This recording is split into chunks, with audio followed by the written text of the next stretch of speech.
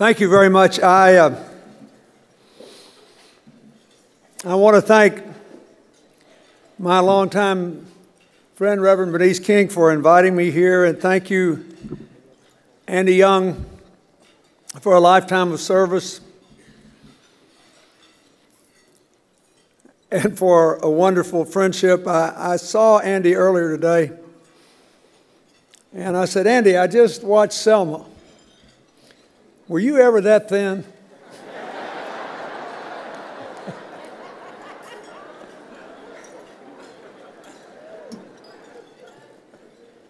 And he said, yes, he was. And they were dodging so many bullets and blows, they all needed to be skinny.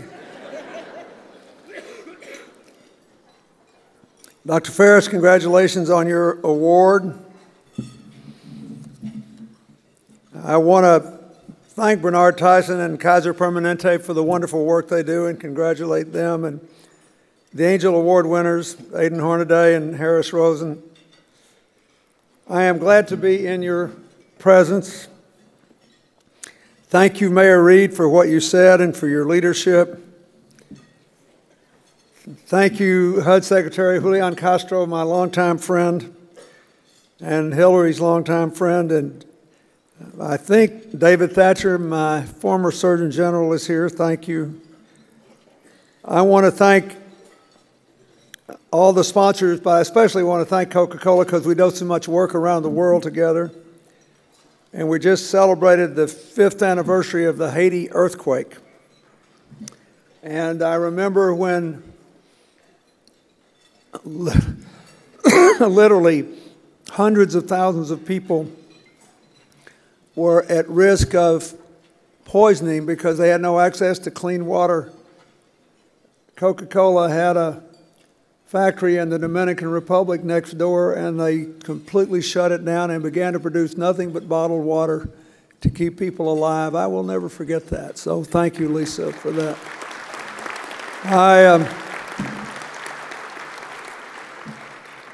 I have many friends here.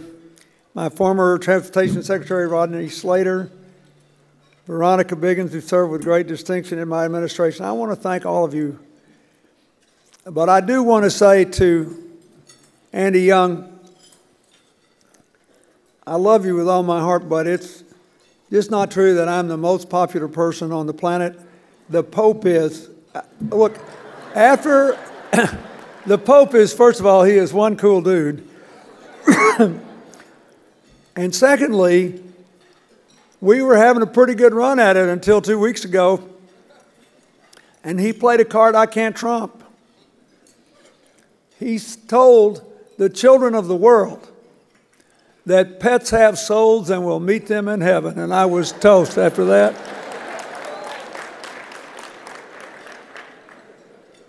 And then my beloved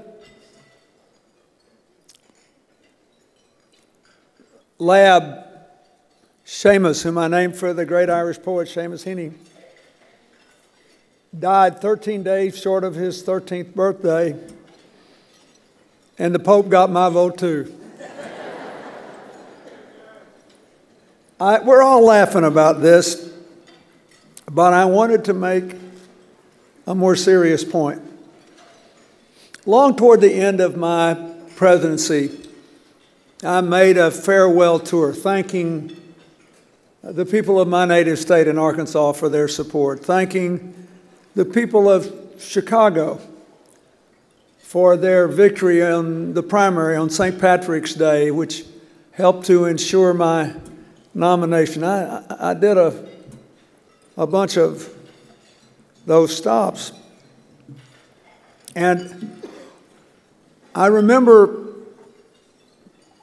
how grateful I was, and I won't get political, but one of the African American religious groups had been especially active on my behalf, and the presiding bishop was on the stage with me, and I was thanking them, and he was the president of the organization. He wasn't the presiding bishop, he was the president, and I said I was so glad to be in an organization led by a president who was not term limited. And he walked up to the microphone and he said, "Oh, we're all term limited." I never forgot that. I say that because if you haven't yet, when you go to see the movie Selma, you will see the enormous pressures imposed on the King family and the friends of Dr. King by his sense of his own mortality.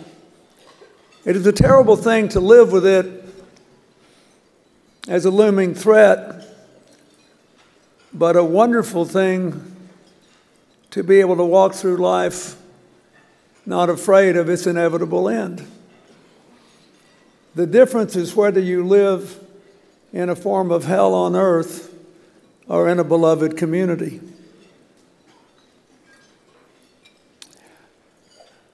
So that's what I want to say to you.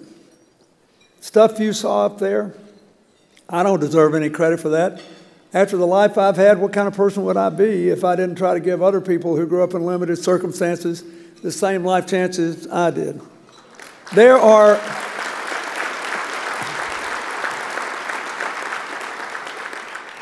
people with Nobel Prize winning brains in those little Incan villages in the top of the Andes in Peru that you saw, on those little 1-acre farms in Africa and Malawi and Tanzania and Rwanda, everywhere in the world. There are people with dreams and hopes. They deserve to be part of a beloved community. I was reminded all over again when I was sitting through Selma. And you know, it wasn't like I didn't live through it. And I swear, just like it was the first time, when they went across the bridge the second time, I stood up and started cheering all by myself in my little room, like it was a surprise. But I was just evidence of the fact that we all want to live in a beloved community. We all want to think we can have a home. We all want to think we can do great things because we have a launching pad. In the film on the King Center, when the young people were talking about what it was like being in that 365 program, I thought, it gives them a home where it's okay not to hate, where it's okay not to lash back, to be in a culture that is whole, not shame-based. You scratch it a little bit, you look at all these terrorist incidents around the world, and I've got to retaliate for this, and I've got to retaliate for that. Shame-based cultures are a curse on the young. Faith-based cultures that are whole create beloved communities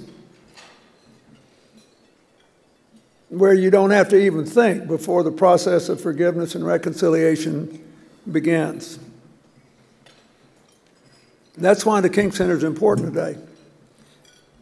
In a world where there are people who, for power and money and bloodlust revenge, pretend to be religious, it is very important that we be reminded of what a beloved community is. It is very important to remember that at the end of his life, Dr. King was in Memphis across the river from my native state, helping the sanitation workers on his way to kick off the Poor People's Campaign in Washington, D.C., because the beloved community is about inclusive economics and giving everybody a chance to work and be rewarded for it and to rise as hard as they can. The beloved community is about an inclusive society, which is why it's important to that we've been celebrating the 50th anniversary of the Civil Rights signing beginning last year, and it is about inclusive politics, which is why it will be important in this year to celebrate the 50th anniversary of the Voting Rights Act. Our beloved community does not have us all being soft-headed and agreeing on everything and going all goo-goo on each other. It's just a place that says what we have in common is light years more important than what divides us. Now we can enjoy our arguments. Now we can profit from our disagreements. Now we can learn from each other and our different experiences because we have accepted our obligation to create a beloved community. Now let's argue about how best to do it. Since nobody knows everything and nobody's right all the time.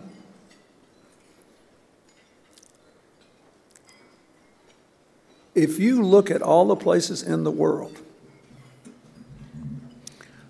where people should be glorying in their youth and instead looking for some way to blow themselves to smithereens because they have been convinced that God has something to do with a culture of constant anger and resentment, and it really is okay to kill people for no good reason other than that they are on a different path to find the same God you have. Trust me, this has never been more important. The most important conflicts in the world today are not over economic policy, though they are profoundly important. Not over voting rights, though they are really important. Who would have thought the Voting Rights Act would someday be used to isolate the African American community? Relax, you win every election. It's just that you won't have any power anymore. As important as all this is, the most important conflicts in the world today are identity conflicts. And the first decision everybody has to make in a world where we're all term limited is whether or not our differences or our common humanity is most important. The beloved community has a one bottom line expression. Our common humanity is more important than our interesting differences. That's the only way we'll ever get to getting the benefits of our differences. In my last year as president, we succeeded in sequencing the human genome. I spent $3 billion of your money on it. I hope it's okay. I think it was worth every penny. We have now received, in the last 15 years, according to a survey done last year, $186 billion in return investment on that initial $3 billion. But far more important is what we know about each other. And we know, if you look around this vast, diverse crowd tonight, that every single difference you can see in the group that is not age-related is rooted in 0.5% of our genome. We are otherwise 99.5% the same. Men and women, white, African American, Hispanic, Asian, every single non-age-related difference you can see in this audience, every single one is rooted in 0.5% of your genome. But we spend 99.5% of our time thinking about that 0.5% that's different. Don't we?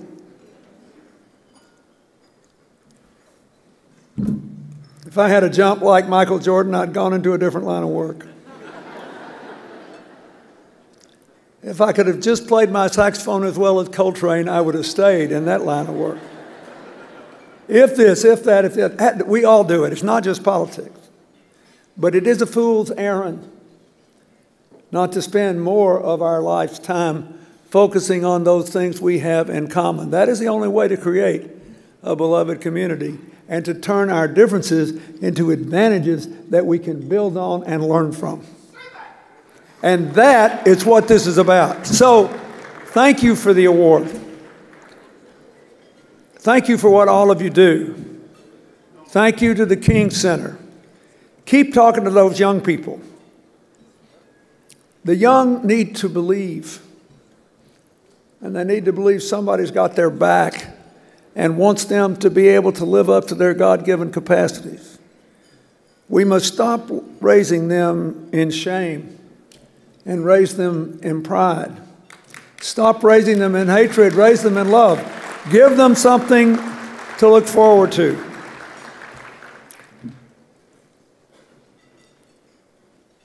"50 years ago, a lot of people took a lot of chances. Walking across the Edmund Pettus Bridge, just showing up for church one Sunday in Birmingham, driving people back home after they'd been a part of some movement activity. To get up and walk through the day and breathe was a chance. Now, we're all term limited, but they increased their risk of a short term so that you could be here in Atlanta, sitting at these fancy tables tonight, having good jobs, enjoying a good life.